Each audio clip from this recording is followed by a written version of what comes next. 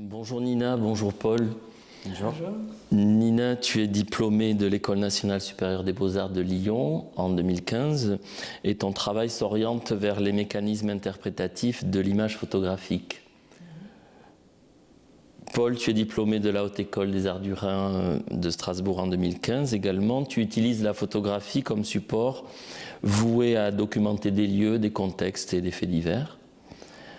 À partir de votre intérêt commun pour des questions d'espace et de territoire, vous avez entamé ensemble un travail photographique dans le golfe de Fos-sur-Mer en 2022. Comment s'est structuré ce travail? Que recherchez-vous et qu'existe-t-il dans le golfe de Fos? C'est un travail qui s'est fait d'abord en explorant le territoire, par une première rencontre de ce territoire, et après on s'est posé pas mal de questions sur ces spécificités qui sont liées au fait que donc le territoire de golfe de Fos-sur-Mer est très industrialisé. Et donc ça pose des problématiques sanitaires, écologiques. Et c'est une région qui est souvent documentée médiatiquement sur des moments un peu spécifiques soit de catastrophes industrielles, soit de grosses pollutions. Et donc on s'est dit comment on peut parcourir ce territoire-là et en donner quelque chose qui soit un peu moins de l'ordre du médiatique, d'aller chercher des choses plus fines dans des moments de latence et dans des moments plus quotidiens. Donc on a fait une recherche empirique à deux sur le territoire. Et ensuite, à partir de nos images communes et notre travail à deux regards, on a construit des ensembles photographiques qui vont de 2 à 5 images. C'est ça. Et l'idée, c'est de proposer des nouveaux récits en confrontant des images un peu soit avec des différences de contexte, des différences entre le paysage et le très grand et le tout petit, du détail, du quotidien. Voilà. Et du coup, comme Nina le disait, on a commencé par vraiment avoir une approche qui a été de l'ordre de la marche, et qu'on a parcouru ce territoire, on a fait beaucoup d'images, etc., sans trop savoir où on allait, ni savoir quel était notre propos au départ.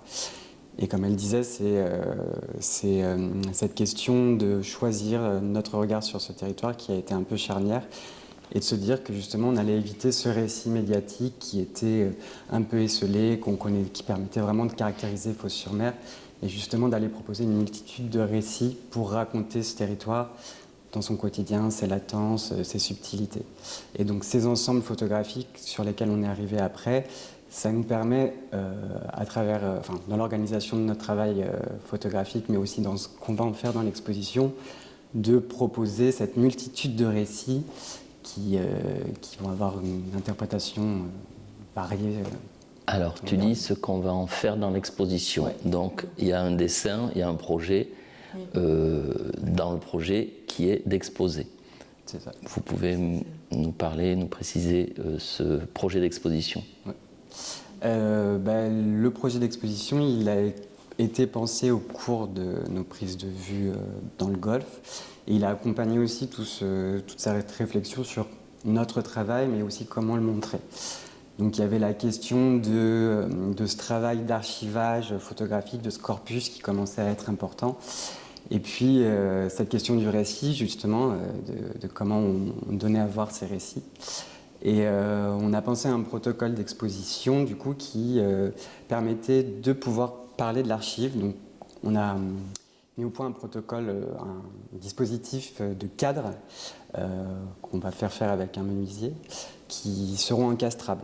Donc posés au sol, les uns sur les autres, comme ça, encastrés. Ils viendront évoquer le meuble archive, le meuble d'architecte avec des grands tiroirs, dans lequel on retrouvera nos ensembles photographiques.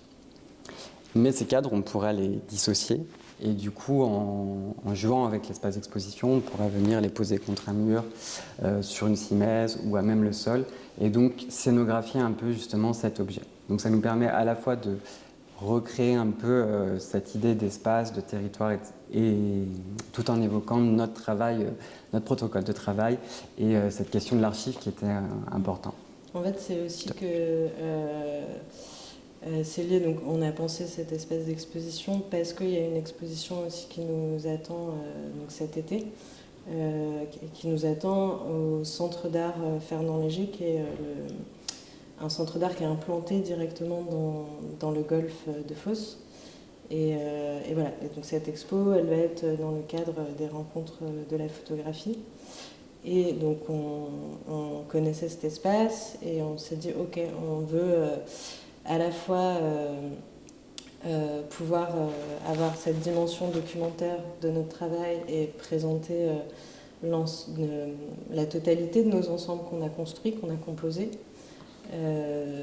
Mais aussi, on a envie que ces images, elles existent avec leur échelle, avec travailler cette espèce du mur qui est, du coup nous est donné par cette exposition. Donc voilà, la manière de trouver cette forme de dispositif qui convoque l'archive, dans lequel on peut rappeler et montrer une partie de nos ensembles, et des photographies exposées au mur, c'est une façon d'allier les deux. Voilà. J'aimerais peut-être revenir un petit peu sur votre démarche d'aller chercher des narrations un petit peu à la marge de la tendance médiatique, à savoir d'un côté Fos et sa fierté industrielle, et en même temps, en contrepoint, son désarroi écologique. Vous cherchez à ne pas vous insérer dans ce mouvement-là, mais d'aller chercher peut-être à la marge d'autres récits. Formellement,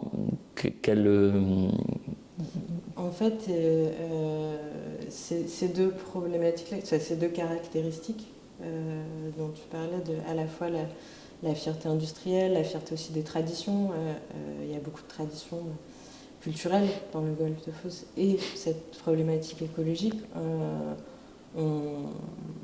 on essaye d'en parler. Enfin, c'est là, mais c'est là de manière peut-être moins frontale, moins directe, et c'est aussi ce qui permet l'assemblage d'images. Enfin, tu me dis si, totalement, oui.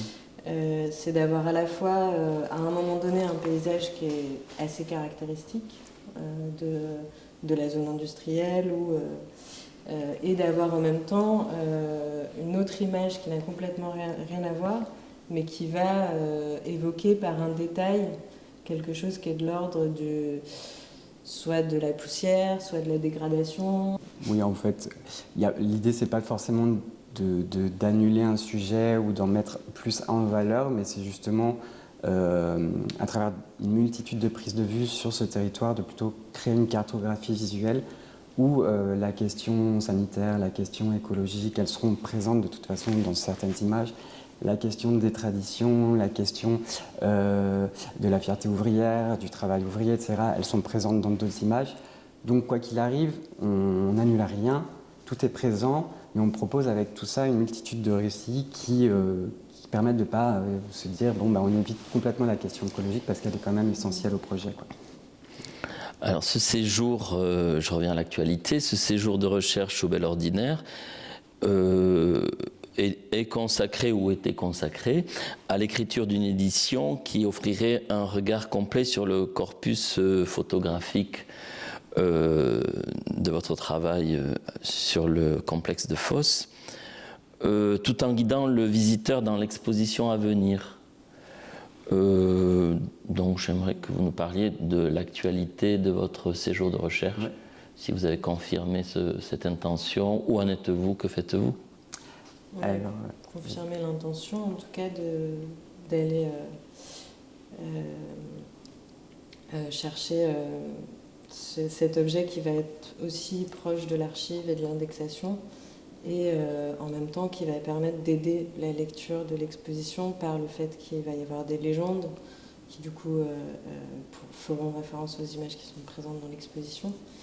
Et après, voilà, on a cherché aussi comment mettre ça en place à l'intérieur du livret avec des systèmes de code aussi. Une nomenclature. En fait, le livret, c'est un peu la suite logique de ce dispositif dont on parlait tout à l'heure, des cadres encastrables. Il accompagne la lecture de justement ces ensembles et ce dispositif d'exposition. Donc on retrouve les ensembles dans le catalogue. Tous les ensembles ne sont pas présents dans l'exposition, donc ça permet d'avoir le corpus complet. Et à la fois, comme on veut éviter justement d'avoir trop d'informations textuelles dans l'exposition, parce que le récit doit se faire par l'image, on va le mettre dans le catalogue et ça devient un outil didactique qui permet de pouvoir aller chercher la localité, la date, le sujet précis de l'image une fois qu'on se plonge dedans. Donc c'est vraiment un outil qui doit accompagner la lecture sans prendre le pas justement sur l'espace d'exposition. Et sur le déroulé de la conception de cette édition Bel Ordinaire, on a retravaillé nos ensembles pour finaliser justement ce qu'allaient être les différentes pages de ce livret, mis en page ces différents ensembles et les informations, le texte, etc., qui seront à l'intérieur. Et il y avait cette couverture qu'on voulait faire au Bel Ordinaire en sérigraphie, qui devait accompagner justement cette édition, sur laquelle on travaille à l'heure actuelle. Et donc on est encore dans un processus pour finaliser cette couverture.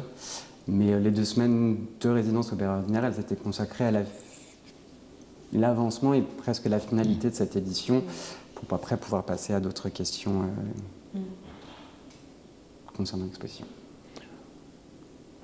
Vous nous rappelez vos lieux et dates d'exposition ? Oui. Donc ce sera au Centre d'art Fernand Léger, à Port-de-Bouc. Voilà, à Port-de-Bouc. Et ce sera du 4 juillet au 5 septembre. Dans le cadre du Grand Arles Express. Voilà. Dans le cadre du Grand Arles Express, les rencontres de la photographie. Je vous remercie. Merci.